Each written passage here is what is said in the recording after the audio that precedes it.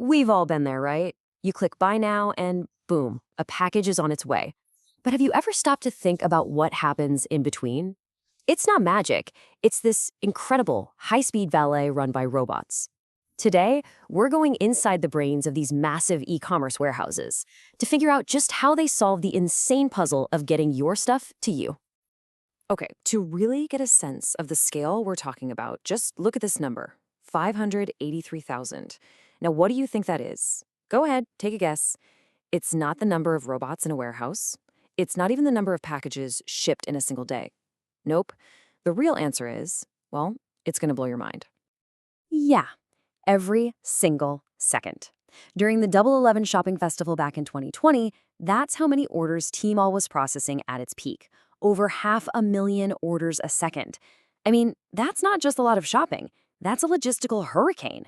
So the real question is, how in the world do you even begin to handle that kind of volume? Well, you do it by throwing out the old idea of a warehouse and building something entirely new. You build a warehouse that's run by robots. But look, it's probably not the kind of robot you're picturing. The real game changer here isn't the robot itself, but a complete flip in how they think about the whole process. Okay, so think about an old school warehouse. You've got a person, a picker, who literally walks miles, and I mean miles, every single day, just wandering up and down aisles to find all the items for an order. It's slow, it's tiring, it's just super inefficient.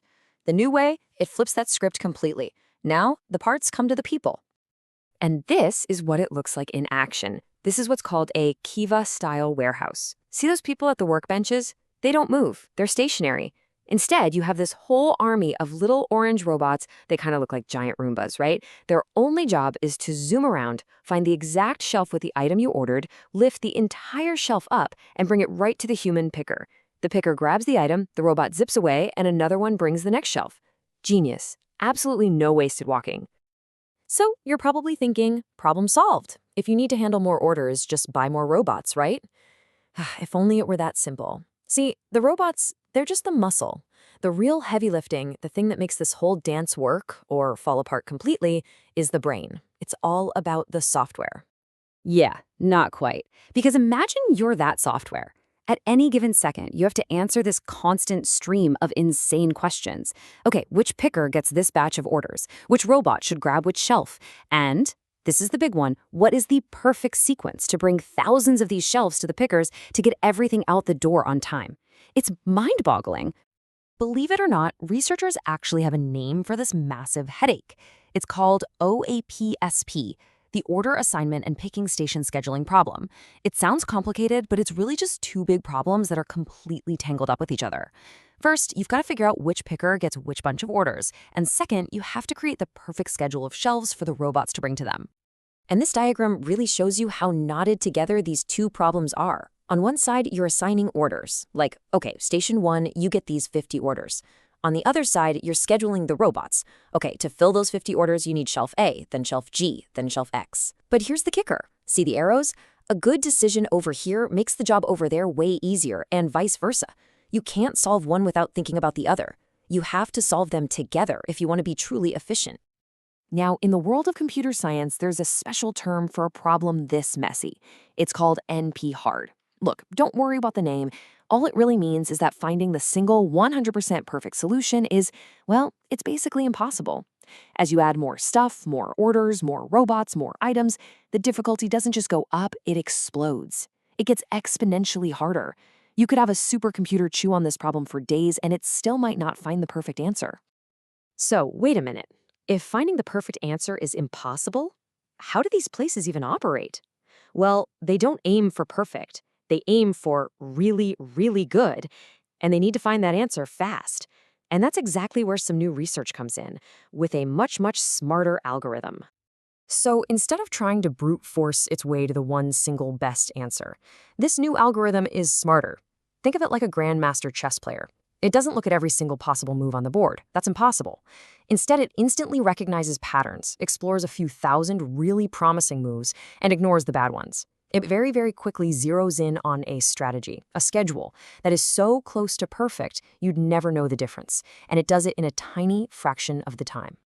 And when you apply this smarter way of thinking, Well, the results are pretty staggering.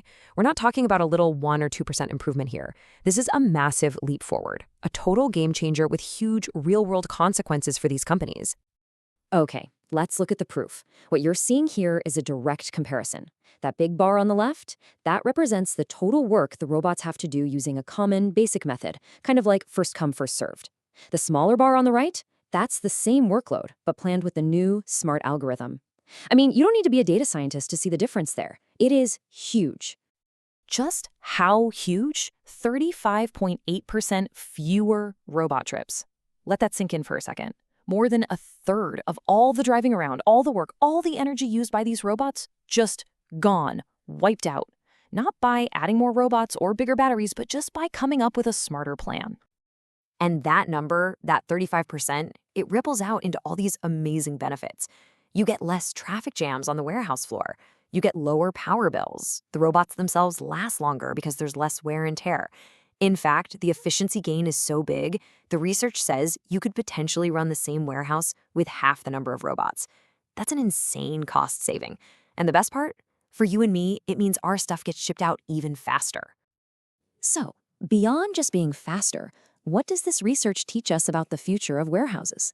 Well, it boils down to two really powerful practical lessons for anyone in charge of one of these places. Okay, lesson number 1. This chart is all about the picker's workbench. Basically, how much space they have to work on multiple orders at once. And what you see is that as you give them more space, the total number of robot trips goes down, which is great. But pay attention to the shape of that curve. It starts to flatten out, right? So here's the insight. A little bit of extra room at the workbench makes a huge difference. Just going from being able to handle 1 order at a time to, say, 4 gives you this massive boost in efficiency. But the gains aren't infinite. Going from 12 spots to 15, the improvement is tiny. It's all about finding that sweet spot where you get the most bang for your buck. All right, insight number 2 is all about pulling your orders. This chart shows what happens when you group more and more orders together at a single station. The higher that bar goes, the more orders you're knocking out with every single robot trip. It's basically the warehouse version of carpooling. It's just way more efficient. So yeah, pooling is incredibly powerful. I mean, think about it. If a robot brings 1 shelf and the picker can grab items for 5 different orders from it, that's 5 times better than if it was just for 1. But there's always a but, isn't there? The trade-off is time. To make a big pool of orders, you might have to let some of them sit and wait for a little while to be grouped up. So it's this constant balancing act between maximum efficiency and getting that package out the door right now. And that really brings us to the big final question, doesn't it? Every single time we click for same-day delivery, every time we expect a million different items to be available instantly, we are the ones turning up the pressure on these systems. And in response, these invisible algorithms, the brains behind the whole operation, have to get smarter and faster just to keep up with us. So it kind of makes you wonder, who's really evolving faster here? Our own shopping habits or the algorithms that are desperately trying to serve them?